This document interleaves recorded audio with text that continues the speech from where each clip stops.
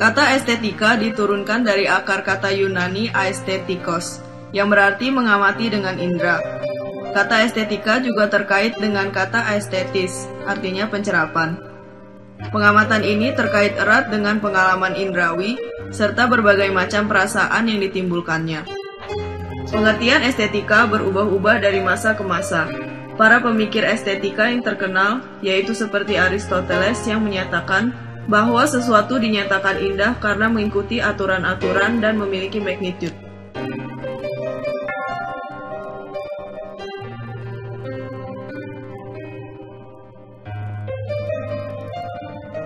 Renaissance berasal dari kata natal yang berarti lahir kembali. Renaissance juga merupakan masa peralihan dari abad pertengahan ke abad modern. Pada zaman ini, gereja mendominasi di mana cerita Alkitab dilukiskan seperti terjadi pada masa itu. Misalkan Bunda Maria yang digambarkan seperti perempuan pada masa itu. Ada dua kelompok besar pada zaman itu, yaitu The Medici dan Pazzi. Banyak seniman yang mendapat perlindungan dari Medici, tetapi yang paling terkenal adalah Raphael, Da Vinci, dan Michelangelo. Mereka bertiga mempunyai teknik yang berbeda-beda. Pada era Renaissance, menyerupai warna dari abad pertengahan, dominasi warna gelap dipadu dengan ditemukannya warna-warna baru yang lebih cerah, seperti munculnya warna Naples Yellow dan beberapa warna merah. Warna cat minyak berkembang dalam berbagai warna baru yang lebih segar dan cerah dibandingkan era gotik yang kelam dan gelap seperti Egyptian Blue dan Red Carmine.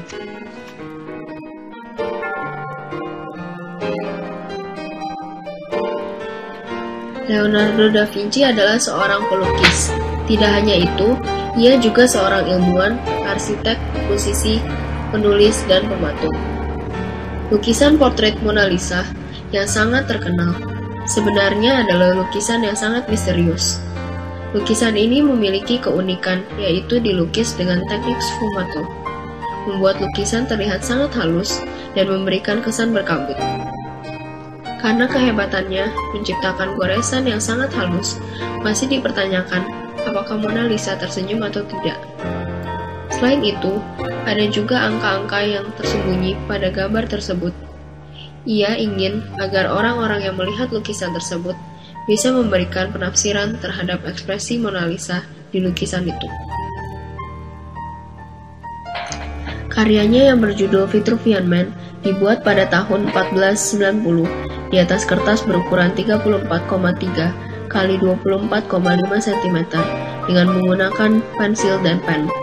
Keindahan dari gambar ini ialah pencetus golden section yang menunjukkan proporsi tubuh manusia dengan skala tertentu. Dalam gambar tersebut, Da Vinci menjelaskan secara detail, yaitu satu telapak tangan, 4 jari, satu kaki, 4 telapak tangan, dan satu badan, 24 telapak tangan. Hal ini berkaitan dengan antroposentrisme, yaitu masa di mana manusia menjadi titik pusat.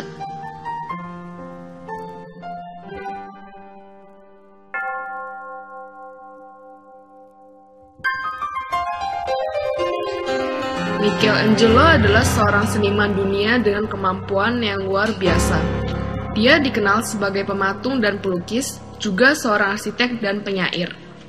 Michelangelo lahir di Capres, Italia tahun 1475. Ia memilih untuk beralih ke gambar dan patung. Ia memilih untuk kembali ke dunia lebih terarah kepada tubuh manusia. Dia sangat akurat tentang bentuk manusia dan membawanya ke kesempurnaan. Dia mempercayai bahwa sosok telanjang laki-laki adalah subjek penting dalam seni. Dalam melukis, Michelangelo memilih untuk menempatkan gambarnya dalam pose yang sulit untuk digambar. Dalam ukiran, dia memotong batuan dengan cara seakan-akan melepaskan figur manusia yang terperangkap di dalamnya. Karya Michelangelo yang terkenal adalah lukisan langit-langit raksasa Kapel Sistine di Roma. Pekerjaan ini ia lakukan selama 4 tahun. Atas usahanya ini, ia berhasil menciptakan beberapa gambar yang paling mengesankan sepanjang masa. Langit-langit tersebut menceritakan kisah Alkitab dari kitab Kejadian. Pada tahun 1504, ia juga mulai mengerjakan karyanya yang paling terkenal, yaitu David, yang kemudian dipajang di Piazza della Signoria. Patung David ini dibuat berukuran besar karena pada zaman Renaissance telah memasuki masa modern atau masa antroposentrisme. Pada masa ini, manusia menjadi tolak ukur. Patung David ini menerapkan gaya kontraposto.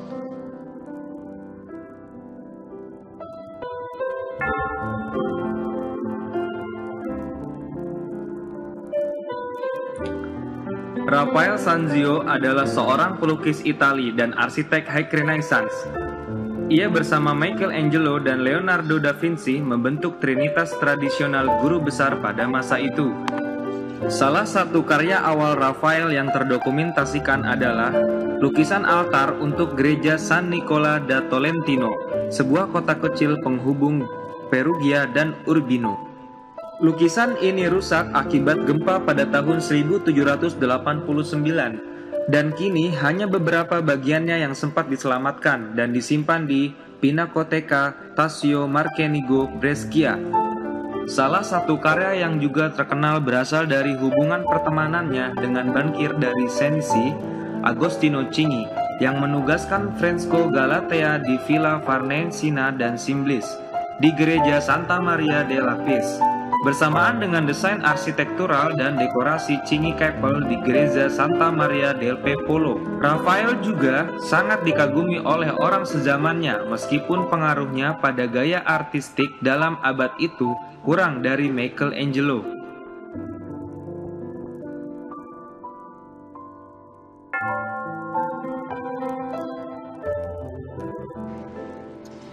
Michelangelo dan Da Vinci memiliki banyak titik kesamaan dan perbedaan.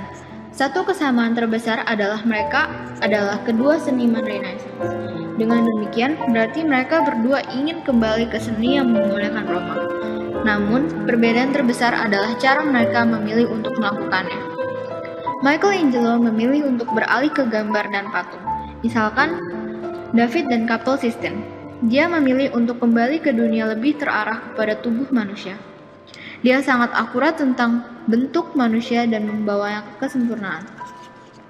Ia menemukan bahwa tubuh manusia adalah bagian yang indah dari seni dan ingin membuat sendiri dewa keindahan, di mana estetika itu terdapat dari bentuk tubuh manusia, telanjang. Perbedaan pada zaman abad pertengahan dan Renaissance, di mana zaman masih mengutamakan keindahan pada ketuhanan, sedangkan dari zaman Renaissance, bentuk tubuh atau manusia telanjang adalah sebuah estetika. Leonardo da Vinci memilih untuk mengambil seni ke titik pandang ilmu. Dia sangat detail, mulai dari bentuk tubuhnya, baju sampai ke pemandangan. Ketika melihat karya-karyanya, Anda dapat melihat perbedaan yang sangat signifikan, dilukiskan maupun patung. Michelangelo lebih menggambarkan orang yang telanjang dan karakter yang sangat berotot, sementara Da Vinci menggambarkan kain yang sangat detail serta wajah.